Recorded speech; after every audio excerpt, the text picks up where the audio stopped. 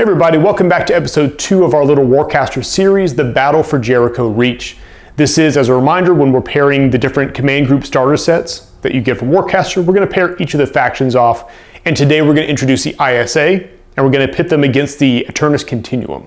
So before I go on, thank you all very much. The response to the first video was fantastic. You guys are awesomely supportive, and I'm really looking forward to moving forward with these 3 episodes and some more narrative stuff later on down the road. More on that later.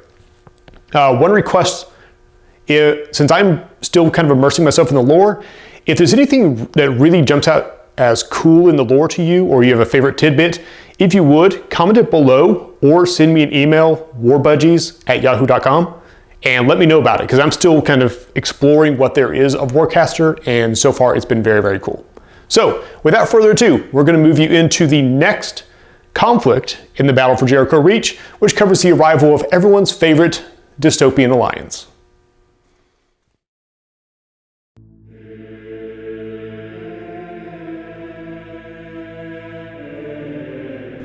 It was a mistake that brought the Alliance to Jericho Reach. A mistyped coordinate among the thousands of messages in the bureaucracy.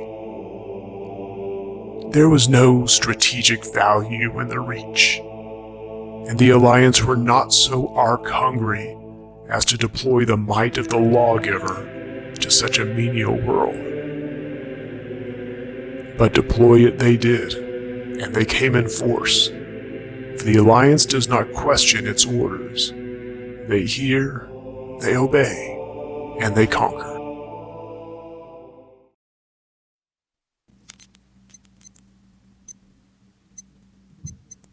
Paladin, this is Lawgiver Command. Continuum forces are consolidating on a first-gen arc mining rig in the south. Intercept them, and do not allow them to gain a foothold. Void gates charging. Stand by. And here we are back on Jericho Reach at an abandoned first-generation mining platform, which is code for John had a cool terrain piece and he wanted to show it off.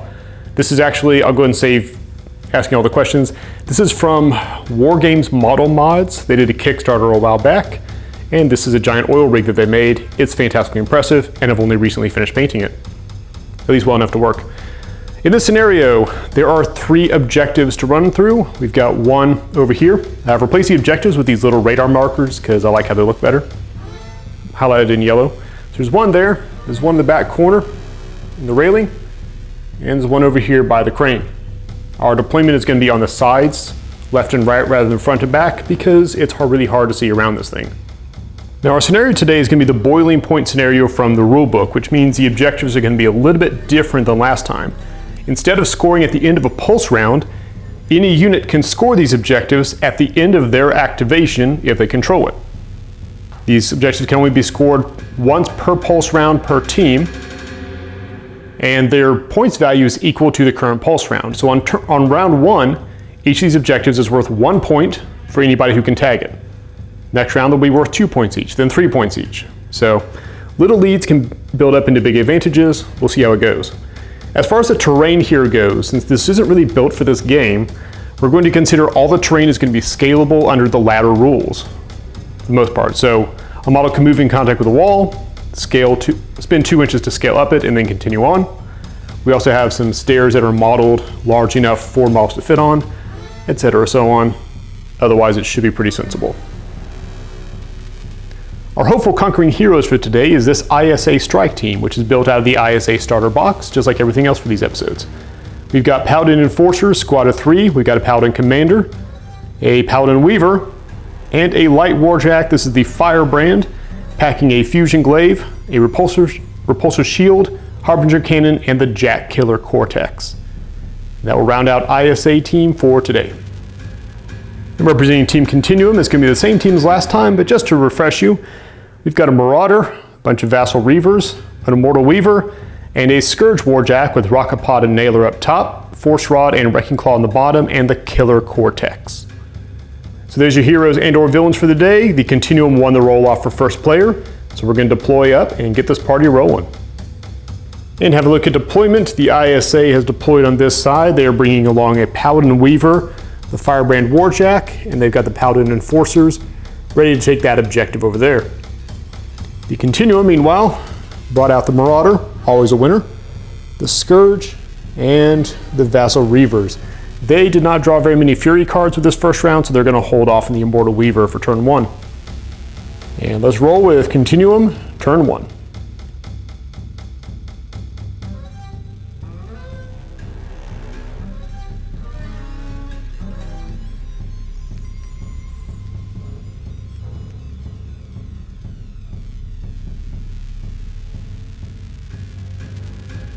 The Continuum Warcaster charges the Marauder on first turn, because that's never really a bad decision. None of the Cypher cards look particularly appealing for this turn, so instead they're going to activate the Reavers, who are going to take a jump move. If you're not familiar with the way the jumping works, you travel in a straight line horizontally, and if you're hanging over the air like Wile E. Coyote, you then drop. So here they can easily make a 6-inch jump to the platform, group the other two around the original squad leader.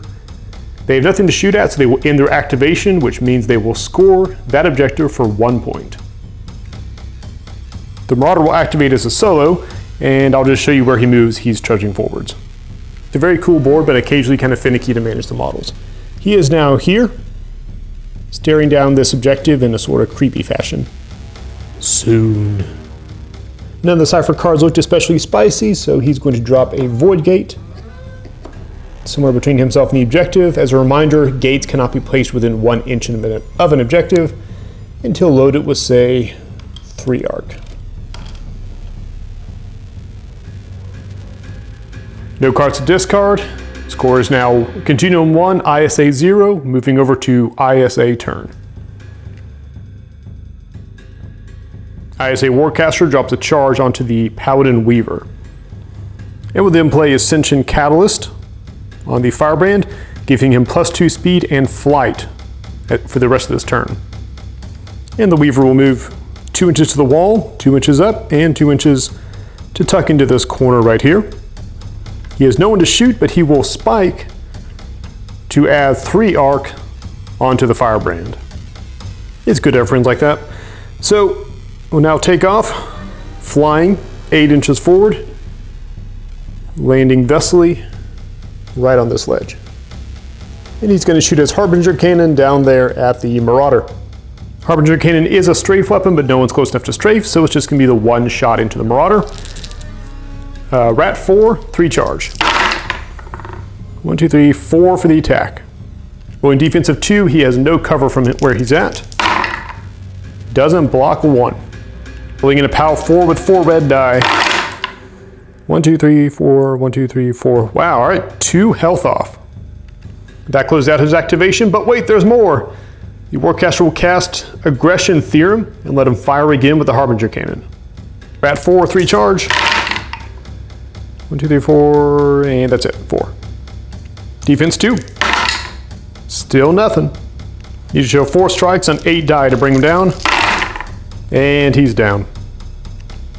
As the Firebrand blows a hole in the floor, and the Marauder drops down into it, into the empty arc tunnels.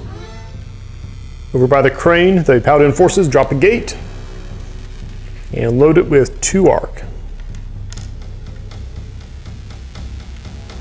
That wraps up ISA turn with no discards. Cleaned out the Marauder, but he did manage to get that gate down there, and with 3 arc on it, we can only imagine what's going to come out of there. No points gained for this turn, but we have a gate drop to secure that one, and overwhelming force sitting on this one for now. Let's move into turn 2. Over on the Continuum side of the house, the Warcaster is going to drop a charge onto the Reavers, giving them stealth and hopefully protecting them from some long-range fire coming from the crane area. Unfortunately, most of the Cypher cards are remove activation token, so not a whole lot of good at the moment.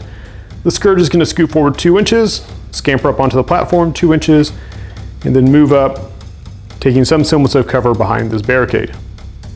Doesn't really have line of sight on anybody right now, but the Cypher card played will be Impulse Inducer to strip off the activation token so he can go again next round. Somewhat unsurprisingly, the Marauder comes storming out of this gate for 1 arc, leaving 2 on it. They don't really want to bring out the Weaver at this point because there's one objective here that's fixing to be a bloodbath, but there are 2 objectives on the other side so those Reavers are going to need some help if they're going to take them all. Speaking of which, your friendly neighborhood cultists are going to drop a gate here and load it with 2 arc. Warcaster draws back up to 5, and it is back over to ISA. ISA Warcaster is going to place another charge back on the Weaver, boosting his range for Fury Ciphers. Now it's very important that they get to this objective before the Continuum does, so the Cipher card will be Impulse Inducer, removing the activation token from the Warjack, letting him make a really cool looking pounce down here. Now the trick to this is when you jump off of a ledge, if you take damage on the fall, then that ends the activation, so he wouldn't be able to fire his weapons. But he really wants to get those melee weapons into the Marauder, and frankly it would be POW 3, because it's a 3-inch fall, versus armor 4, so he's going to chance it. So we'll step off the ledge, I'm going to have to turn off the camera to get him situated, and we'll see if it hurts.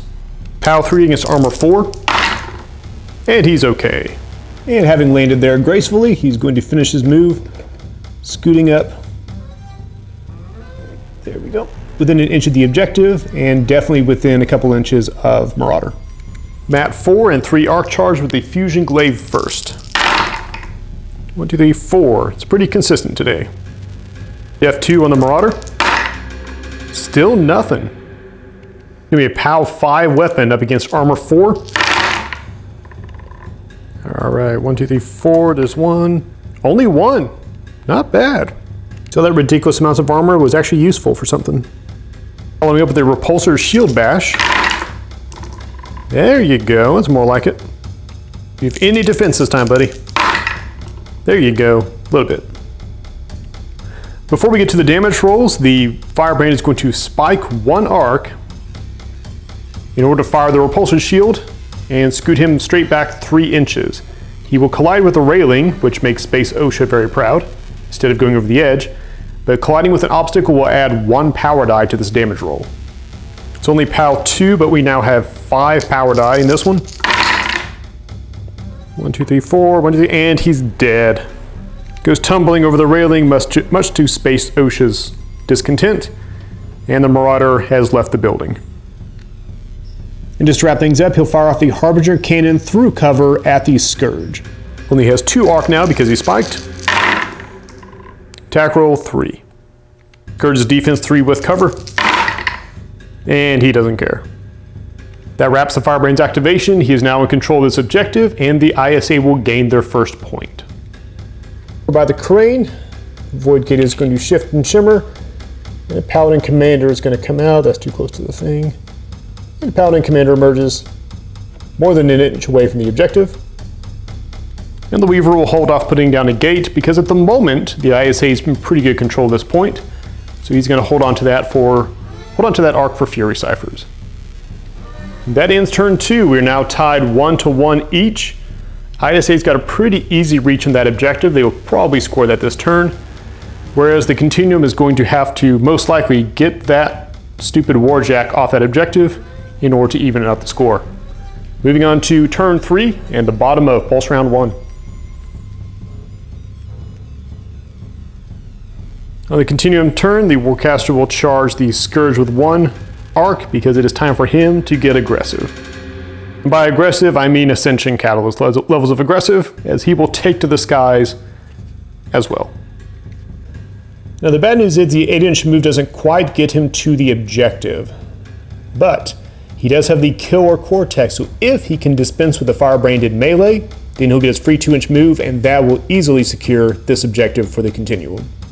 So he's actually going to start with a Nailer in order to soften him up so that hopefully the final blow will be a melee attack. Rat 3, 1 charge. Okay, not a bad shot. 3 strikes. Firebrand is defense 3. Blocks it all. Scourge will have at him with the Wrecking Claw, Mat 4. Ooh, that's more like it. 6 strikes. Firebrand still defense 3. 2. Now he can spike to re-roll, but I'm not sure how much better he's going to do with that. Alright, he will spike 1 to re-roll. Holy freaking crap. He's alive. Well, that kind of puts the Scourge's plane to bed, but maybe he'll hit him with the Force Rod. 1 strike. Defense 3. This firebrand will not be moved. Well, it cost him an arc, but honestly, that was a really impressive display of resilience right there. Scourge is going to have one more shot at him with Aggression Theorem. Going to lay into him with the Wrecking Claw, and that's really his last gambit. Mat 4, 1 charge. Okay, 4 is good. As long as we don't get triple super strikes again. There you go, now we're punching through. Alright, so it's beat by 3, it's a POW 4 weapon, plus 1 POW for being charged with an arc. Going against armor 4. And we got 1, 2 health off him. Not bad. If even one of those earlier strikes had gone through, that might be the money. But as it turns out, they didn't. But honestly, this Scourge seems like the spiteful sort. If you have a name for him, by the way, I need to start naming my jacks. So feel free to submit in the comments below what you think Scourge McMurderface needs to be named. He's going to cut loose with his rocket pod at point blank range. Rat 3 and 1 charge. Okay, 2 strikes. Shooting blast weapons at close range is one of those where you kind of want to miss. That way they still take a POW hit without any backlash on you, but we'll see how it goes. Defense 3. Okay, so it misses, so he will take damage, or he will take a damage roll equal to the POW with no extra dice. Rocket pod POW is 4. If we can show 4 strikes, he'll go down. Oh, there he goes. That little act of spite was very profitable, actually. Huge explosion, pieces of Jack go everywhere, and he is down. Unfortunately, the Jack does not get to move up to seize the objective, but it is definitely looking a lot more clear now. And over by the Death Scourge, the Void Gate's going to shimmer, and the Immortal Weaver is going to emerge. Well, the Marauder steps out of the one on the back of the rig, looking towards all these Paladins over here. Continuum Warcaster draws back up to a full hand, and we'll go over to the ISA to close out this round. Start of the ISA turn, they're going to charge the Void Gate back up to 2. ISA Warcaster will play the Reiteration Complex on the team of Enforcers, allowing them to shoot twice each during this activation. Lead Enforcer will take a long jump, landing right over here by the lift door, and the others will deploy within 2 inches of him. Lets him draw a nice line of sight down to the Marauder, who's questioning his arrival at this position. There's a potential 6 shots coming his way, but they're not charged, so it's only Rat 3 each. First shot. All right, big fat goose egg. Second shot from the first guy. 2 strikes. Marauder defense 2. Blocks 1. POW 4 against armor 4. Oh, wow. All right, blows a chunk off of his arm. Shot number 3. Very good shot. Defense 2. Only 2 strikes. POW 4, armor 4. Another health off. You guys are being super efficient, and the Alliance just could not be prouder. Shot number 4. 2 strikes. Defense 2. Only blocks 1. POW 4. And the Marauder goes down to 4 shots. Unbelievable marksmanship from the Paladins. Well done, boys. Last 2 shots will go into the gate, which does have cover being tucked around a corner. Rat 3. 2 strikes. Defense 3 with cover. Blocks it all. And final shot. Nothing. We end how we began. Overall, very impressive shooting from them. Paladin Commander will congratulate them on a job well done. Tuck herself into cover in the activation, which will claim that objective for the ISA, giving them another point. Gate up here by the crane shivers and collapses as a firebrand, a brand new one, straight from the factory, whose sword gets stuck in everything, comes charging out. And the Weaver will drop a gate here, just a few inches above his head, and load it with 3 arc. That concludes Pulse Round 1. At the bottom of the turn here, we've got 2 points of the ISA, 1 for the Continuum. Checking up any objectives. Continuum are in a great position to seize this one on the very start of the next Pulse Round, while the Alliance has this one on lockdown and is in position to start contesting this one over here. So it's going to be pretty tense moving into Pulse Round 2, where all objectives are now worth 2 points.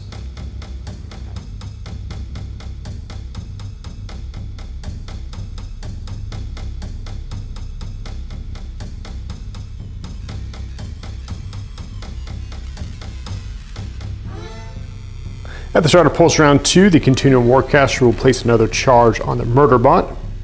And no Cypher cards look especially spicy, so they'll move straight on to activations. The Immortal Weaver will shuffle along the railing. Come to park yourself, and put you up here. Park yourself on the high ground. She has just a little bit of line of sight to the other Weaver, so she'll fire off her Psychokinetic Hood in his direction. Rat 3, no charges. 2 strikes. Defense 3 in cover. He ignores it. But the real point of that move, now that her activation is done, she is in control of that objective. The AC will score 2 points because we are in Pulse Round 2. Here in the back end, the Reavers will shuffle up slightly, redeploying around their squad leader, and staying within range of this other objective. They are just out of range with their guns from shooting at the Warjack, but once again, that's not important. The important thing is the AC scores 2 more points for this other objective. And from her position on top of the Box of Doom, the Weaver will shoot Velocity Projector at the Paladin Weaver over here by the edge. Focus 4 with 2 arc in the well. Not a bad shot. 1, 2, 4, 6. Paladin is still in cover and hoping for the best. And didn't quite get it. He will shoot straight backwards into the safety rail of safetiness and take an additional power die. He's sitting on armor 3. That hurts him. 1 health down. As this gate shimmers, and once again the Marauder comes out for meat shield duty. Which realistically he's been doing a good job at, it just sucks to be him. The Continuum Warcaster will discard Mortality Destabilizer because the squad's done its job for now and they have until the next Pulse Round to get their act together. And with that we close out Continuum turn 1. That was a resounding leap into first place. The score is now AC 5, ISA 2, moving into ISA's first part of round 2. Draw the ISA turn. The ISA Warcaster will charge the Firebrand with 1 arc. The Paladin Weaver, having received the customary Weaver high five from his opponent, will respond in kind with his own Velocity Projector. Focus 4, 2 arc in the bank. Wow, buddy. 1 to 9. He's a little angry about that. Mortal Weaver is going to get some cover from the building she's next to, so she's defense 3 with 2 red die. Hoping for the best. I'm a little impressed here. For a mage fight, these guys are sturdy. 8, so beat by 1. I can do math. 7, beat by 2. Now her trajectory will make a mockery of your safety gear. She's going to go 3 inches straight back and then drop off the ledge here. So we'll resolve the damage roll. No extra damage for running into something, but then she'll take a POW 3 hit from dropping 3 inches. That's assuming she survives the initial damage roll. She is armor 3. And okay, she takes 1 health from that. And a POW 3 roll from falling. Just barely alive. It's probably a sprained ankle or something. I'm sure they'll find a reason to put a robotic replacement on there. But speaking of POW 3 falls, the first activation is going to be the Firebrand, who will come charging forward, take a running leap off the catwalk, and land in front of the Marauder. This is a matchup we've seen before. The problem is if he takes any damage from this fall, then his activation is over, he doesn't get to strike. So, it's going to be a 3-inch fall with armor 4. Oh, your shield saves you, buddy. Just imagine he lands on the shield like a surfboard. Superhero landing, he's okay.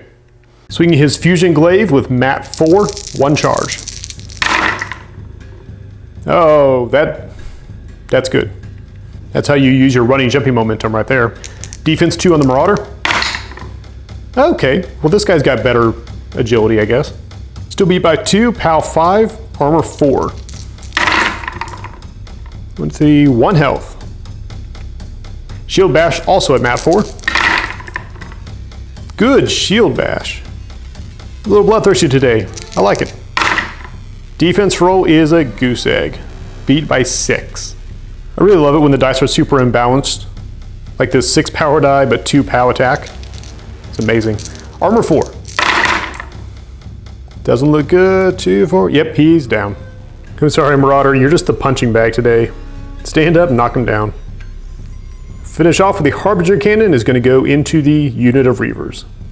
He'll declare the middle Reaver as his target and then see how many strafes he gets. No strafes. Rat 3 with 1 charge. 2 strikes. By Rat 3 I mean Rat 4. Still 2 strikes. Reavers of defense 3. And 1 gets through. Reavers are honestly very cool. The problem is they are armored 2 each. So he did.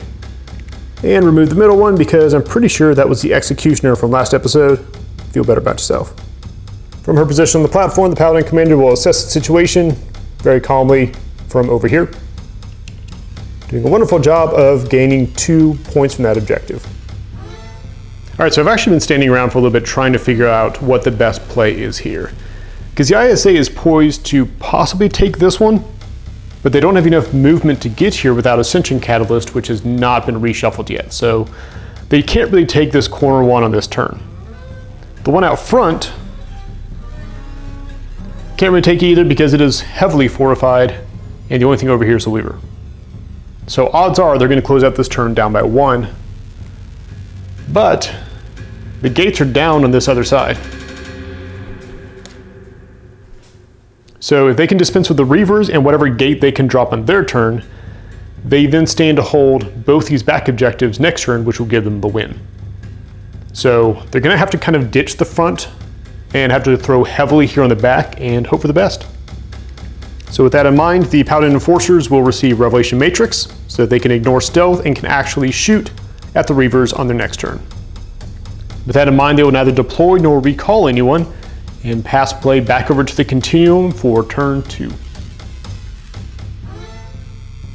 So the AC Warcaster is going to try to go for the block. They're not going to charge anyone. They've got 3 Arc in the Well that are going to go into a blocking gate on the other side. As he's the only one without an activation token, the Scourge will shuffle along, reaching this point in the catwalk, getting ready to defend against anything that comes out of that gate, or just kind of exterminate him. Exterminate he shall, firing the Nailer first with Rat 3 2 charge. Good shooting. Weaver, defense 3 and in cover. Cannot match it, loses by 3. Nailer's hitting on POW 3, has to break armor 3 1 time. Which it does. And Weaver guy goes tumbling back over the railing. It's just a field of bodies down here. Since everyone else is either dead or has an activation token, that concludes the activations for the AC. None of the Cypher cards are particularly appealing, and the Marauder doesn't want to come out on the other side. So these Reavers are going to drop a 3 Arc gate right in the middle of the catwalk in front of the Firebrand and charge it with everything in the bank, 3 Arc. Hopefully that'll stonewall them. Over the ISA turn, we will charge the Paladin unit just to give them the extra bonus on their shooting. As the opening Cypher, the Warcaster will place Divination Algorithm on the Firebrand, giving his Harbinger Cannon an extra range and an extra POW. As for the Enforcers, they're the only ones without an activation token right now, so they're going to hustle up as close as they can to this little intersection of madness. And with the lead Paladin moving 6 inches and the 2 inch to redeploy, it's getting awfully crowded on this little catwalk. So they're going to unload everything they've got into that gate and try to clear the way. Now since the unit is charged, they are allowed to attack with both their assault rifle and their bayonets, and the first 2 are in bayonet range, so we will start with their attacks. First guy coming in, Mat 3 with 1 charge. Not bad. Gate is defense 3. Blocks 1. Bayonet is POW 3. Stab the void. Stab it. 1, 2, 3, 4, just shy. This is a tough part with taking down gates. Freaking armor 5 running around. Alright, second guy stepping up to do his stab turn. Coming in with 5. Gate is still defense 3. This gate's having none of your nonsense. POW 3, armor 5. Still nothing. Alright, let's try shooting this stupid thing. First guy shot. There you go, good bullets. Defense 3. Oh, see, now we're getting somewhere. That beats him by 5. All right, POW 4 beat by 5, but we're still having to chew through armor 5. Okay, not bad. 1, 2, 3, 4, 5. So that's 1 arc off. Shot number 2. 3 strikes. Gate defense 3. Not a 1. Still trying to break armor 5.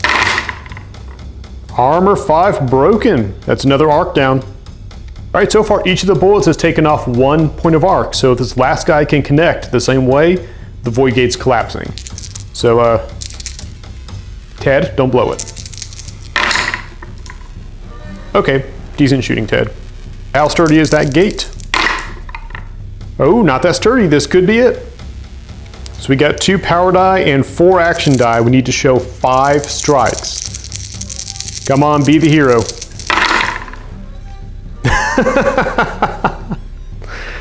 And then there's days like this. That gate is holding on with 1 arc remaining.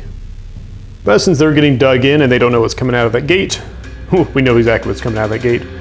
We're going to use Plexus Densifier on the same squad, giving them 2 armor boost, but slowing them down to 5 inches. From up top, we'll drop 1 arc off this gate and redeploy the Weaver, mostly just to keep the pressure on here, on this objective, so the Scourge can't go running off to murder stuff. And Paladin Commander will drop a 2 arc gate here, just as a contingency plan, in case something goes horribly wrong with this. So I normally don't show my sideboard because I don't have lighting set up and it's kind of a mess here, but there's something really interesting here that I'm probably going to have to remember for future games. The ISA has drawn back up to 5 card Cypher. They've got 3 cards in play, which means when they went to reshuffle their deck a minute ago, they've only got 5 cards in the rack. So in hopes of getting that Ascension Catalyst back out, that's actually pretty good odds. That's interesting. And with all that out of the way, we'll go to the last turn of Pulse Round 2 and see what the Continuum can do with this. Start of the Continuum turn, all their units have activation tokens, so everyone's going to freshen up. None of the Cypher cards are going to be helpful right now, so we'll move to activation. The Immortal Weaver scampers up 2 inches onto this container, where she can draw a line of sight up to him for some Fury Cyphers here in a minute. Unfortunately, just out of range of the Psychokinetic Hood. And on the back row, the Immortal Reavers, or the Vassal Reavers, excuse me. I just promoted all you guys. The Vassal Reavers are going to take some shots into the nearest Paladin Enforcer. Why the Paladins, you ask? Well, technically the squad of Paladins and the Firebrand have the exact same stats now. They're both defense 3, armor 4 with 3 wounds. But there's unlikely to bring down the Firebrand, whereas every dead Paladin is 1 less bullet coming at them. So, first shot with an AOR, Rat 3. 1 strike. Defense 3 on the Paladin, blocks it with his head. I realize that sounded terrible. If you haven't seen the Paladin models, they all have giant helmets, so that makes sense. Second shot, bit better. Defense 3. Okay, 4 power die. There was a slight misspoke on my part earlier. They're actually armor 5 because they're base armor 3 plus 2 for the Plexus Densifier. But the logic is still there. The idea is that you're not going to do anything to bring down the Firebrand or weaken it, but you are going to lessen the number of bullets coming to the Paladins, maybe. So they have to hit armor 5 on this many dice to bring down a Paladin. And they do. Every game, there's always one big hero among the Reavers.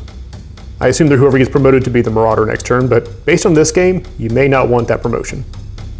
And with that in mind, they're going to tuck back a little bit closer to the objective and hope for the best. Not a whole lot of good stuff in the AC deck, so they're going to tap them with Temporal Cycle to free up an option depending on how the showdown goes. May want to act with him again next round. And as you can imagine, Void Gate goes away, collapses, is replaced with Marauder number 26. And in about the most infuriating move possible, the Reavers will drop a Void Gate with 3 arc. ISA turn, Warcaster will charge the Weaver. The Weaver will fire a Null Collider into the Immortal Weaver. Focus 4, nothing in the tank. Still 4 strikes. There's a defense 3. All right, 1 gets through. Have to show 3 strikes on this many dice. Which does. Null Collide you right back into the Oblivion and take your tokens with you. All right, the only one without an activation token is the Weaver, which seems like really poor planning, but some careful measurement, this is turning into quite a thing. It's good to move 3 inches to the edge here, And then 3 inches straight over, dropping down next to the objective, if he doesn't die. He's armor 3 and a POW 3 hit though, so his odds are good, but we've seen 6s before on this. Falling damage. No, he is unharmed. And then just to be cute, he will shoot his tiny little handgun at the Scourge. We're at 3 with 1 arc charge. Okay, that was decent. Scourge is defense 3, and there is a box just between them. 1 gets through. POW 3 insult to injury. That doesn't hurt him. But in what is most likely a very short-lived bout of heroism, he brings 2 more objective points to the ISA. For final cipher card, he will throw Cryo Lock at the nearby Scourge and try to keep him from murdering his face. Focus 4, no arc in the tank. 3 strikes.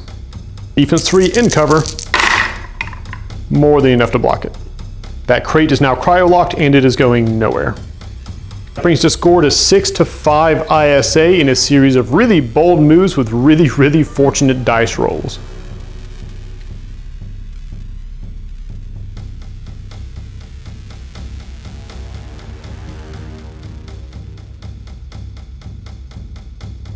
All right, leading off the Continuum's turn, there's no arc left in the well to charge anything with.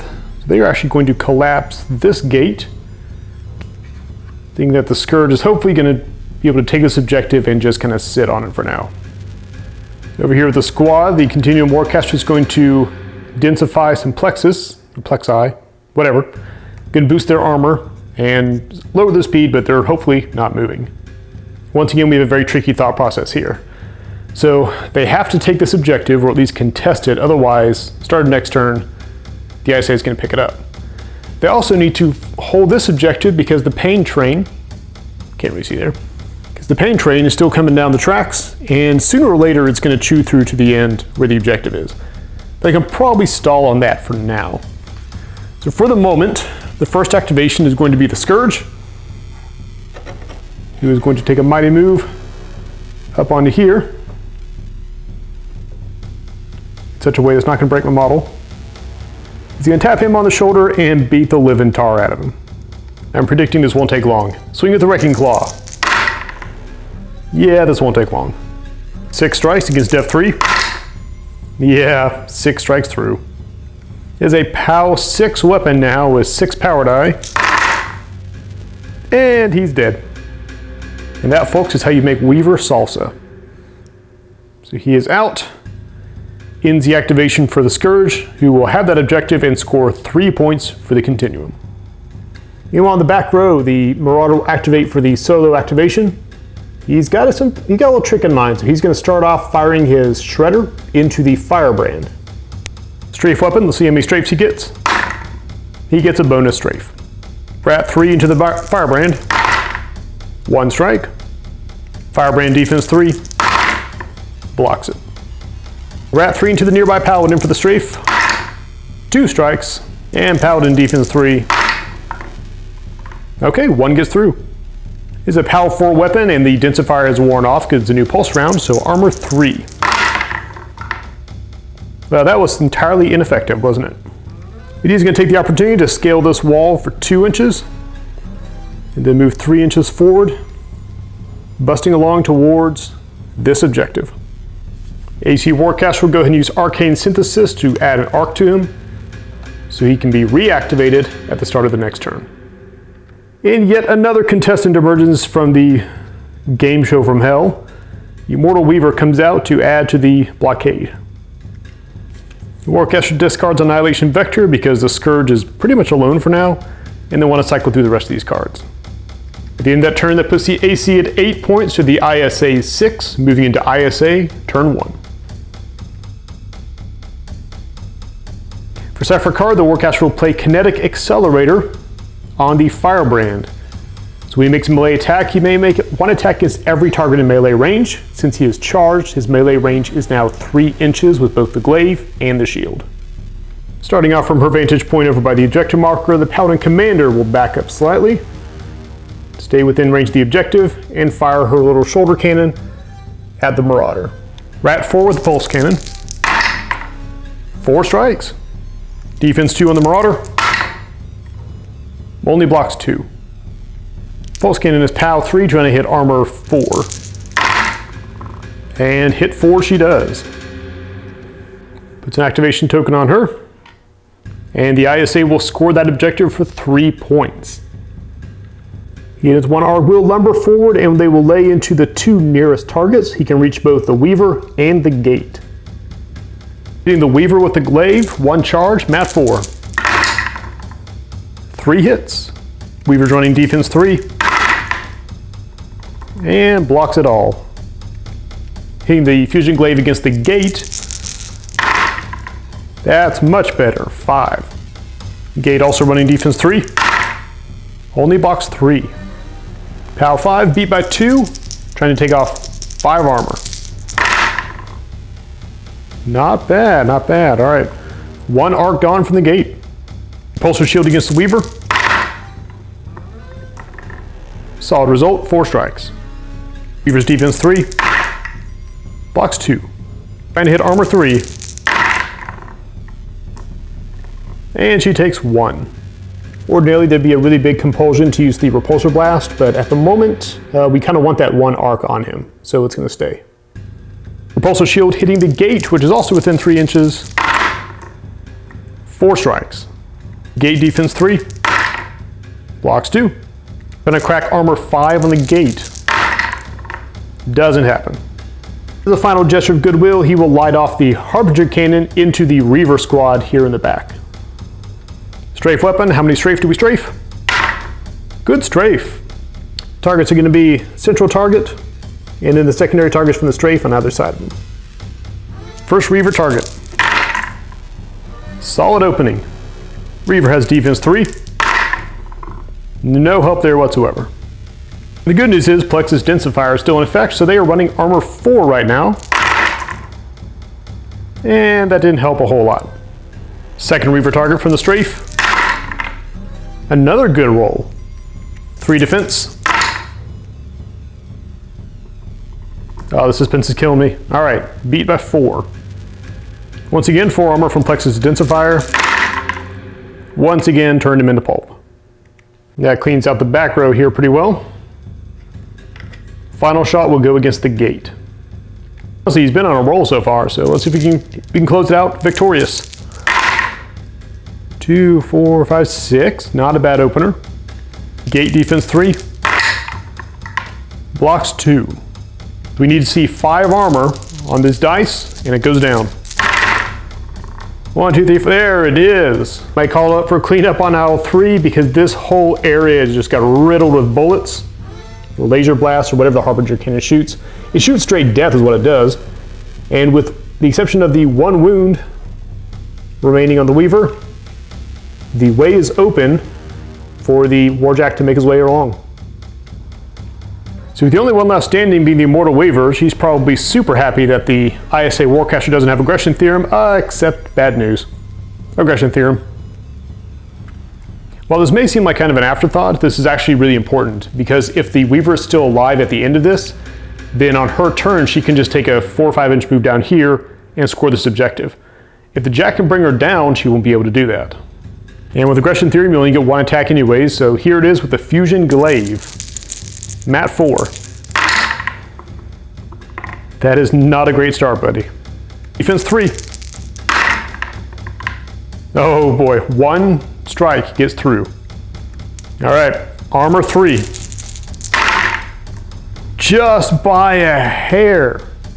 The Glaive just manages to clip her ankle, sending her tumbling into the field of bodies down below.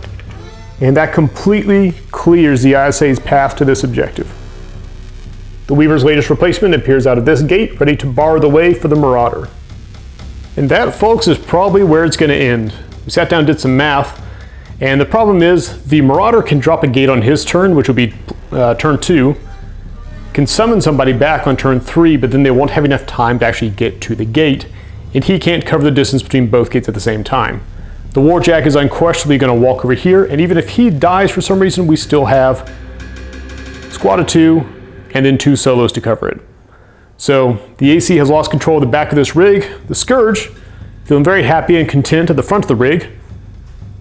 He did very good work today, but it's just not quite enough. So the Continuum have been forced out of their foothold in the geyser fields, and the ISA are now the conquering semi-heroes.